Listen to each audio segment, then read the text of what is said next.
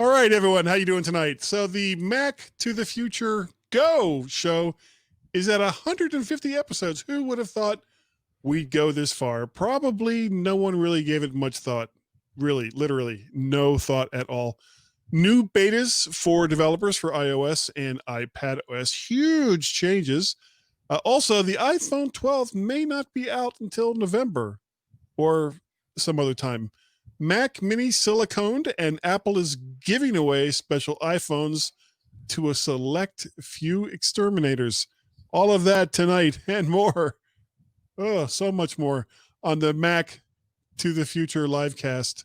Go. Mac to Future Live. No, Mac to Future Live. Mac to Future Go livecast. Why is this so difficult? I don't know. Close enough. Yeah.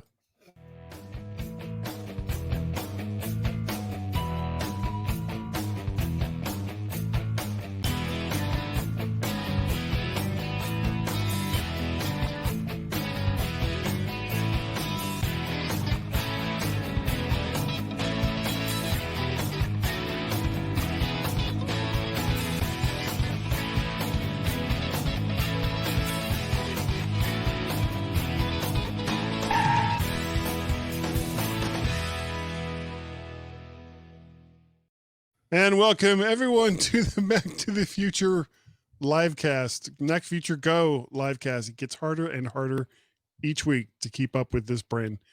I am joined this evening by no unhappy coincidence by Mr. David Ginsburg. How are you, sir? How are you doing tonight? Doing well. Yeah, there was almost no show tonight, and yeah, you know, I blame Warren Sklar because he's not here to defend himself. Yeah. Well, we can blame him, but we probably can't because he's in a bad spot right now. Yeah, he's getting his eye checked. I did ask if he should have just like started it and stopped it. God, I'm blowing my own jokes. Yes, turn it on and off again. Wow, why is this so very, very difficult for me, David? Yeah, it just gets that way. You get challenges. I do have very, very special challenges this evening. Yeah. Now, fortunately though, you were able to make it this evening, and I appreciate the fact that you're here with, you know, the stuff that's going on in your life right now, and condolences, of course, to both you and your wife for her father passing away. And it's a very hard thing to deal with, and I appreciate the fact that you've taken the time to be here with me today. Oh, no problem at all. It just gets my mind off of things a little bit.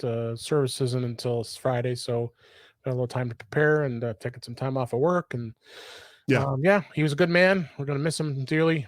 Those who are friends with me on Facebook, I did put a post out there, so you saw how great of a man he is and was, and had a lot of good times. But he's looking down at me right now, and I'm missing him already. But now you're still gonna do In Touch with iOS tomorrow night, right? Yeah, I think some person named Guy is going to be on, because I don't think Warren's going to. Well, there's no accounting for taste, is there? Yeah, there isn't, but no, not much. It's okay. Yeah, we'll have a lot to talk about tomorrow. So we'll probably much more timely than the stuff we're going to talk about. Speaking of which, we're going to quick takes. Yeah. Apple defends 30% App Store commission with new study as antitrust threats loom. And you know, I mean, this has been going on practically since the iOS App Store opened up. And what it really comes down to, in my opinion, is it isn't that they want Apple to open the store to other markets. It isn't that they want Apple to allow other stores to provide apps for iOS and the iPad. It's they just don't want Apple to have 30% of the cut. Yeah, well, they did some comparisons to other services, and it's pretty darn close to the numbers. And I think Apple just did this. I mean, they actually, I believe, paid for this report. And they were because the antitrust threats are looming, they wanted to prove that, hey, this is legit. That this isn't something they're just charging because they feel like it and they just came up with this number.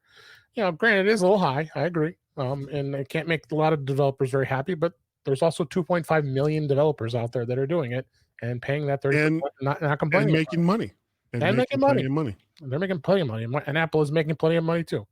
That's when we get to our that's the whole point. Yeah. I mean, if you're going to do something like this, then you should be able to make some money on that. And look at that, we have comments, and Marcus. unlike last week, they actually are showing up with because he clicked the link that people's names. Yeah. And he makes a good point here that Apple hosts the whole system. So if small developers want to host their own credit card services and links to their own applications and all the rest of that, exactly, and somehow manage to provide a secure environment for people to download, then it could be a lot like what goes on in Android, and Apple can just sit back and sell you a phone. Yeah, exactly. So, okay. Oh, you know what? I saw this next one. Function 101 debuts button remote for Apple TV. Isn't this the same? The one they talked about a couple months ago that they were putting into market, and guess what? Yeah, it was only. Yeah, and you got it right. I bought it. It won't ship until I think next month. But if you take a look at that remote, it's pretty slick. I mean, it looks like almost a full out, an actual concept remote with numbers and up and down. I know. I mean, it actually is something that'll be meaningful. It was like $30, and but is this the same one that a couple of months ago you bought? It was only available like in Switzerland or something. No, I talked about it. But there was I don't think you could buy it in the United States, so I didn't buy it. Okay, I bought two. Did you have one? Okay. No, I don't have one yet. Yeah. Not until they ship. But as soon as I mean, I remember when this came out, when the story of this came out a few months ago, it was like some company in Switzerland, something like that. Right. And it was only available to people of that region. Right. And I could never quite figure that out. I think Gaz got one. I don't remember. But he had to pay somebody else almost like smuggling goods out of some odd foreign country. No, it's not that odd. It's Switzerland. And the thing too is it works without TV sets. It is an IR, so it's an infrared remote. So you can only you have to be pointing right at it. So like I saw some comments. Some people have their Apple TV on a mount and it's mounted behind the TV. You might have some trouble with this working because of it's only being IR technology. So, but I don't care. Mine doesn't. Mine's sitting right out in front of the TV. Yep. I got a little shelf out, and that's it. You got volume controls. You got fast forward, stop, menu, and no touch screen. The touch screen isn't really necessary. And it's a full out regular remote. And I've been using Apple TVs ever since they came out with the square box design. The first gen. Not the pizza box ones that used to look like. I had one of those. I sold it. Okay, yeah, I never had one of those. But when they swapped to the small black box, right, I've been using those ever since. That was third gen. Second gen. Second gen. The second gen. The third gen was the one that went. That was just before the 4K and the HD one came out. Okay, yeah, they're great little streaming boxes. I kind of question how much longer they'll be around. And you know what? I could tell you my experience because I also had a Roku. I had the Express Plus, which is a small little stick. It's like that just plugs into an HDMI port. Yeah, and it plugs in, and it's got the great remote and the menus and all that stuff. But there's a lot of services that aren't on Roku yet. What was it? I forgot one that didn't make it over yet. That just came out. I think like the Peacock Network and some of the other newer ones. They didn't sign contracts with Roku, but they're on board with Apple. So that was kind of frustrating. I think, HBO Max. HBO Max isn't on Roku right now. So that was kind of frustrating. And I was up at our lake house, and I wanted to watch HBO Max, and couldn't do it on a Roku. I had to do it on Apple TV, and then of course I only had a third gen Apple TV up there, so you can't download apps on that. So what I have to do, I had to stream it from my iPhone. So just do couldn't you because couldn't you go to the Apple app on the Roku and then get to it from there? Not HBO Max. No. Oh, and the Apple TV app on Roku is only the Apple content. It's not. I didn't see. Oh, okay. Although it might have had the other apps, but I didn't. HBO Max was not part of that. I think they purposely restricted it because of not signing a contract with Roku. So. Well, and that's the thing with streaming is a lot of times that's these are things that are going to happen. I just contacted. Speaking of which, I just contacted our cable company last week. Yeah. Because that's one of the bills that I don't see. My wife takes care of that one, and I found out how much we were. Then I found how much we were paying because my son guy left. He's down in Richmond now, and we got his first bill. But because we have the same name, it was like, why am I getting this bill for $40, $50, however much it is? And come to find out that was my son's bill. But then I found out how much we were paying a month, which was $200 and some a month. No, I'm pretty close. Yeah. With internet. Well, I contacted our cable company. Who do you have? And you have a Charter or and Vios. You have Verizon. Vios, not Vios. Vios con Dios. Vios. And and it feels like somebody has a gun to my head with how much they're charging. So I got rid of just the TV part of it, and upped our speed. And it won't take effect until next month. And upped our speed to it's almost a gigabit. Good. And it's like $101 a month as compared to over $200 a month, because almost everything that we watch now is on streaming these days anyway. So as long as your wife is happy with that, because that's the thing. My wife, she really likes the Xfinity Comcast interface, and so we're kind of stuck with it. So I live with it.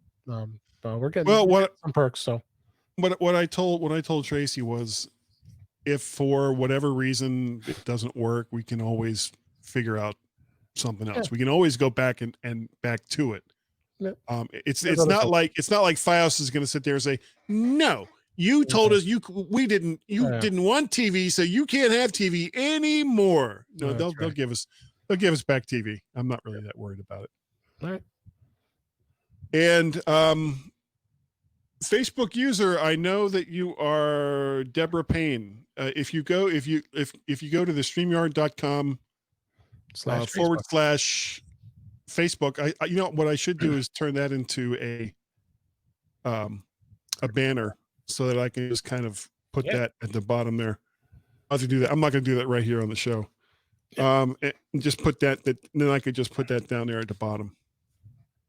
And that will, if you go to StreamYard.com /Facebook, click on the link there, it'll come back and we'll be able to see your comments with your name. I just happen to be able to look over and at a glance see that that's your name welcome Deborah. We'll still say welcome Deborah. Yeah. But that was a long time for a quick take.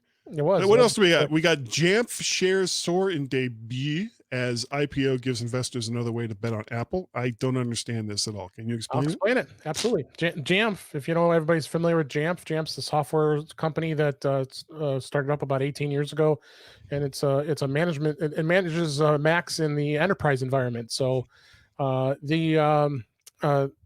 been using Jamf for a few years at work, and it can manage anywhere between 40 Macs up to 50,000 Macs, and it allows an enterprise to keep things managed. And so they've been slowly growing over the years, and it's been pretty amazing, their growth, going from a small little company from a couple guys who figured out how to manage Macs up in Eau Claire, Wisconsin, to it becoming this huge company, to now they had their IPO today. as we record this. And the reason I brought this up is because now they're partnering. They've been partnered with Apple for years, because that's, Apple is their baby, because they've got the software that helps manage it. But Apple just bought a service not too long ago that's going to compete against it. So it's going to be interesting to see where this goes. But I think Jamf is still a very big strategic partner with Apple, and great to see an Apple-centric company like Jamf to make out there. They surged up. They started at $29 a share today, and I think it was up as far as $50. And then closed around $39 at the close of business. So threw my hat in the ring. I'm gonna buy a couple shares tomorrow, so we'll see where it goes. But Jamf's a great company, and I'm thrilled to see another Apple company that's living. It's kind of living the dream. Living the dream, going on the coattails of a $1.5 trillion company like Apple. So, yeah, I had something for that, and it just completely left my brain. What is wrong with my brain? Deborah obviously has gone over to the dark side, gone to StreamYard.com/Facebook. So now we'll see your name, Deborah. So thank you so very much. We really do appreciate it. And we'd like to give people credit where credit is due. And thank you for being here too. Yep. Last one we have for quick takes: iPhone SE winning Android users and unlikely to cannibalize 5G iPhone sales. I say that with an iPhone SE sitting in my pocket from the 8 that I had before. Yeah. Well, I like to see this. It's obvious that the iPhone is winning over a lot of Android users. I mean, I think price is the biggest piece of it. I mean, you're starting at $400 and $500 for a more affordable. It's still a good phone. It's a great phone. You can attest to it because you have one, and you do. It's great to see that getting these Android folks to finally realize, hey, the iPhone is a great platform, and Android is okay for its place, but people are happy with them. That's great that there's choice out there. But and all you have to do is give away 30% of your life if you're a developer. Oh yeah, right. Anyway, it's slightly less than that if you're just a user. All right, moving on to the main stories. When will the new iPhones be released, Dave? If you listen to analysts, it might be November, late October, September, like always, but only with LTE or 5G models across the board. Nobody really seems to know. And this was a bone of contention, at least as far as this show goes, going back a number of months. And with everything going on with COVID-19 and social, being socially distant and all the rest of it, I don't see how you can pack 400,000 people into a factory to build iPhones and yet still practice social distancing. I'm just not seeing how that's possible. It's going to be tough. Yeah, but China actually changed a lot. They've been loosening up things up there, unless things have been hunkering down there since then. But I saw more that November is going to be the place is going to be where they're going to be releasing these phones, which is fine with me because I won't upgrade until it comes out, and then I'm due. I think next month is my 1-year anniversary through my payment plan. So yeah, you're on the 11, right? I'm on the 11 Max. Pro Max, and then that the upgrade will be ready to go, August. So I just keep paying, and then when it comes, I'll be there waiting. But yeah, it's definitely gonna be interesting. That's what they usually would come out is by now, like August, September timeframe is when you'd usually. Well, typically it's like the first or second week of September is when you see the new phones come out, right. And that's when, of course, the new version of iOS comes out. Right. Now, whether they'll wait until new phones are released to release the new operating system, I guess is I don't think so. You think they'll just go ahead and wait until the new phones are ready, or you think they'll just go ahead and release it? I think they'll release it because people when it's ready. Yeah, when iOS 14 is ready, I think people are itching for it. They really want it. People are very eager for with beta testing, and I would see that they would still, if it's ready, I think they would be ready to release it.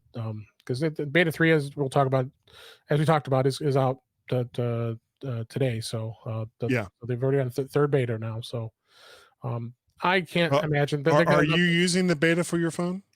On my spare phone. I don't put it on my production. I'm not Warren. And I only have one phone, so I don't use the beta for iOS. No, most people should not. I do not recommend it being on your primary device. Warren likes living on the edge, and he doesn't mind reinstalling it every 5 minutes, and that's fine with me. But, I just can't. I don't want to take a risk because I want my phone to be working, and you know. Well, now the iPadOS has been remarkably stable and usable.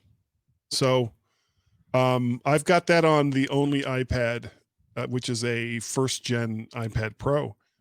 And it's working fine. I'm really, and I'm kind of enjoying widgets and some of the other things that come with it.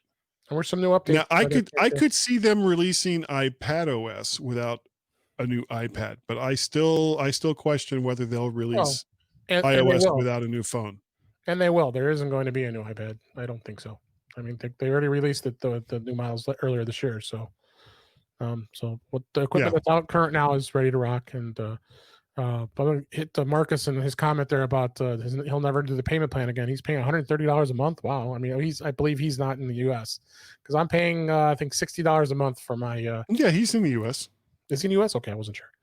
Yeah, I was paying $60 a month through Apple. That's what I pay for and that's the 256 gigabyte 11 Pro Max. Well, how many months is that though? It's over 2 years. Okay, he may have like a 1 year plan. You may in which case that would make sense. That makes sense if it's 1 year. Yep. Mm-hmm. Yep. All right, we don't know, and I don't know if he's going to tell us. Moving on to the next one before he can stop us before Marcus comments again. Apple Silicone. Now, is it silicone or silicon? It's silicon.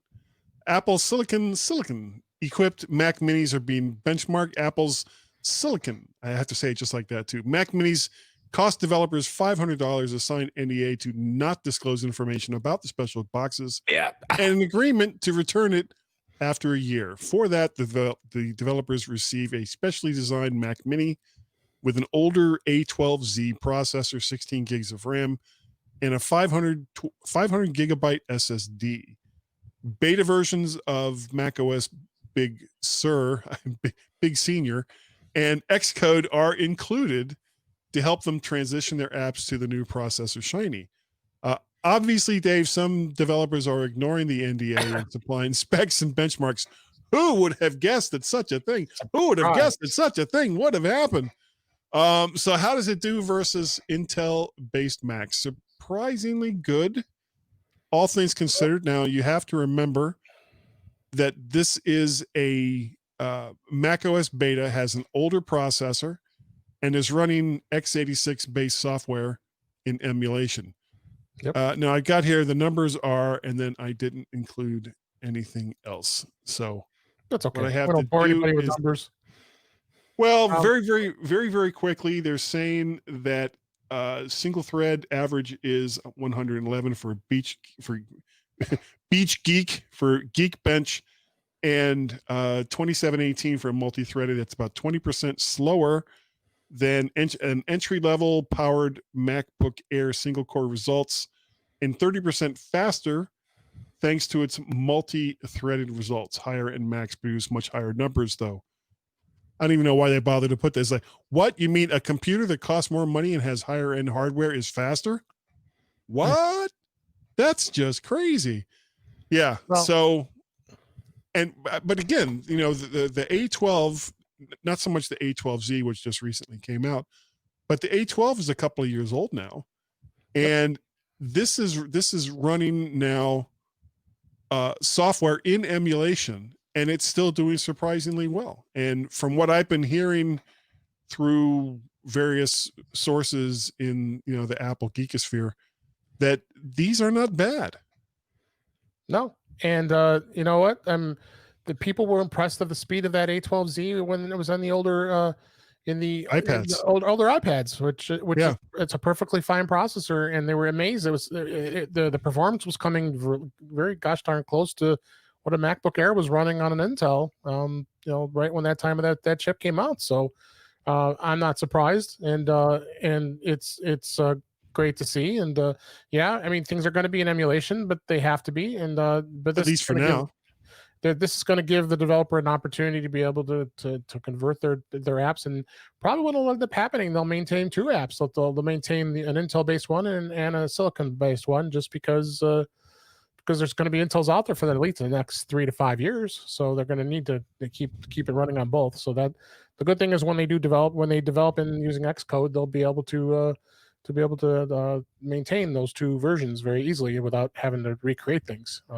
Right, because well, once it's recompiled for Apple's silicon chips, right, it'll I'm guessing it'll kind of go in reverse for a while, where you'll be running the silicon based version and the x86 version will run in emulation, or do I have that wrong? I think it'll run it'll run an emulation using Rosetta 2. Right. With the for the Intel based applications on a silicon chip, yes. Okay. But at least the app will still be native Intel once for those that will still have Intel based machines. Which, I mean, like I said, it's going to be 3 to 5 years of people still having. They're supposed to be still releasing new models here, very soon, within the next month or two. So with Intel processors. So yeah, I am not going to buy another Intel based Mac. I'll wait, because I have my machine's a 2019. I think I can wait until it comes out. But it could be 2021 before it comes out, and then this machine will be good for that period of time, because it's 3-year warranty on it. So yeah, I mean, this is a 2017 iMac and it's fine. Yeah, and the main laptop I use is a 2018 MacBook Air. So yeah, I can wait. This last one is a story that you provided. Why don't you go ahead and take that? Yeah, it's Apple's now supplying bug bounty hunters with special iPhones. This was in iMore. During the Black Hat Security Conference last year, Apple said that it was intending to provide special iPhones to these bug hunters. The idea was to help them find bugs, so that Apple could squash them, and the company is now coming good on it. Apple Security Research Device Program is now a thing, and it will allow specialty selected researchers to get their hands on these devices, and they are built specifically with their needs in mind. So this is great news, actually, because you got people out there all the time that are finding these bugs and wanting to squash them, and it's going to be an interesting thing. It looks like article continues on, says, for starters, you're going to be able to have SSH access available without the need of jailbreaking the phone. Okay, that's huge, because that was always the big thing that people couldn't do on a regular iPhone. Yeah, it's gonna be interesting to see where this goes. Being participating. So I'm guessing these devices will run a specialized version of iOS. Seems like it, or but we don't have to. If you have capabilities that are built into these phones, I think it's more aren't available on other phones. Well, yeah, but you still have to support it in the software, in the operating system. So it's got to be some specialized version of iOS to be able to run it on these special phones. I would think it's going to be they're just giving more flexibility of the hardware to being able to actually crash. SSH is a big thing, and it does say in here, participation in the Security Research Device Program is going to be subject for review of their application. So they're going to be really restrictive of who gets these devices. That's for sure. And fortunately, no one will benchmark them. I would hope not. The Apple clearly hopes that they want to make this easier for researchers to find these issues, which is great. I love this, because you got these people out there all the time that are doing this and they hold back reporting the bugs until it gets to a point. It's like, hey, we got to report this now, because they let Apple know about it, and Apple just blows it off and doesn't think that. And then it gets out, and oh my God, there's a scare, and there's a bug in your iPhone, and then they fix it. So yeah. So I think this is good news, and I'm hoping that these folks, there's some smart cookies out there doing this stuff, and they'll get a hold of this and be able to do it. Okay, well, that's all the stories that we have for this evening. Thanks to everyone who has joined us for tonight. Sorry about being late. It is, of course, David and Warren's fault and has absolutely nothing to do with me. Has 100% And something to do with you, Mr. 100%. Sleepyhead. Yeah, I passed out. I was asleep. And that's a whole nother story. And we could go down that rat hole, but it's probably best if we don't. Dave, if people wanted to get a hold of you and say, why do you do that show with Guy Searle, who's always falling asleep at the switch? How would they do so? Well, it's always a pleasure to do a show with you, Guy. That's why I do it. Thank you. It's certainly not my good looks. That's for sure. In Touch with iOS. That's intouchwithios.com. Just updated the website, and I just realized that my show notes don't show up on the page when people use it on their phone. So I got some updates to do on the website. Oops. Yeah, well, it's okay. But we'll get it fixed. And then just go out to that site. We're going to be doing a show tomorrow. It looks like unless Warren makes it, we'll do all three. If Warren makes it, he'll be there. Otherwise, Guy's going to be on tomorrow with us, and you're using Zoom, right? I usually use Zoom. Yes. Okay. But we could use StreamYard for some fun and see how it goes. Yeah, I could like host it for you. Yeah, you could, because I don't have a StreamYard account. So. Well, it's not really so much having the StreamYard account. I mean, I don't have a paid StreamYard account, right? Because then you've got all the branding and everything else that you have to deal with. We'll see, because I also use Restream, so so that's easier for me to use Zoom, so I can do Facebook and YouTube at the same place. So well, you can do that with StreamYard too. Can you? Because I didn't.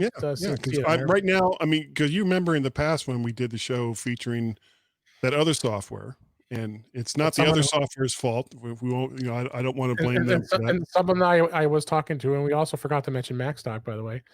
That's right. That's this weekend.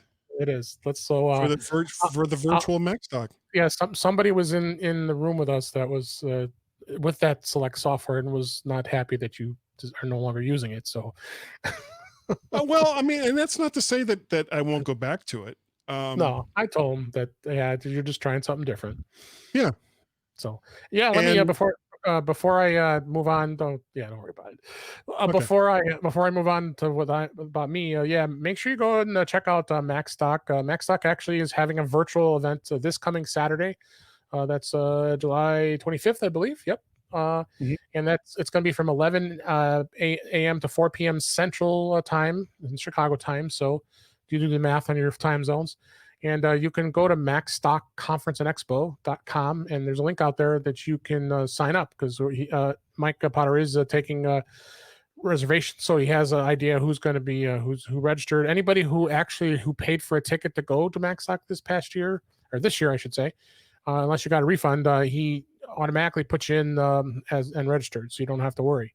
So, but for those of you who are not registered and you want to check it out, and there's going to be at least 8 different speakers, including Chuck Joyner, Allison Sheridan, L Newman, and Brett Terpstra, and to name a few others. And it's going to be a great conference. I'm actually a co-host, so you'll see me feeding all the. In and out. Yeah, you'll see me feeding the questions, because we're going to have some of the speakers come out live. And we'll be broadcasting. Now, the actual presentations are going to be pre-recorded. They're already being recorded this week, right? Mm-hmm. Right. That's similar to what Apple did. Yes. With WWDC, but then the difference will be afterwards. The speakers. We're going to host a live speaker Q&A. Q&A, right? Mm-hmm. Right. Yep. And I'll be co-hosting that, and we'll be streaming everything on YouTube. So it'll be YouTube Live, and the questions we'll use in the chat room in YouTube to ask questions. And it's going to be fun. I mean, I think next best thing to being there. And I think it'll be a lot of fun. Again, go to MacStockConferenceandExpo.com and don't miss it. And remember, next year, hopefully, we'll be back on track to having the live conference again. I'm hoping that everything becomes live again. Isn't going crazy here. Please. But come check out the podcast if you haven't already. InTouchWithIOS.com, and you can follow me on Twitter at DaveG65. And if you would like to get a hold of me, you can do so by sending me an email, guy at mymac.com. I have not one, but two Twitter accounts. I have Mac Parrot, which is the Twitter account I've had for like forever. And the other one is Vert Shark. Almost everything that I had, not too long, I got in trouble last time. Almost everything I do outside of the full length audio version of the mymac.com podcast, you can find over at vertshark.com. That is the website. What else? If you'd like to support my increasingly disturbing microphone habit, all you have to do is go to patreon.com/MacParrot. Coffee, K-O dash, wait, lost my train of thought. Ko-fi coffee.com/MacParrot. And also paypal.me/MacParrot. That's it. There we go. Thank you. And of course, tomorrow night I'm going to be on with David for the In Touch with iOS podcast. That will be live. We'll be streaming that live and having a good time with that. So don't miss that either. I think that's it. I think that's all we got. Yeah.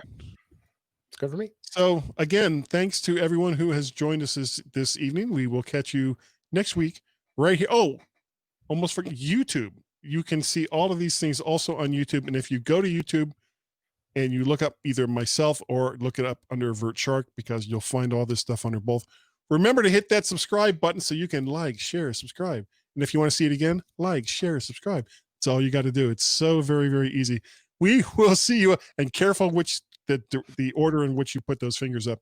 We will see you all next time. Yeah, that is the exact order that we want to see. We'll see you all next time, next week, right here on the Mac to the Future livecast. Bye-bye. Bye-bye.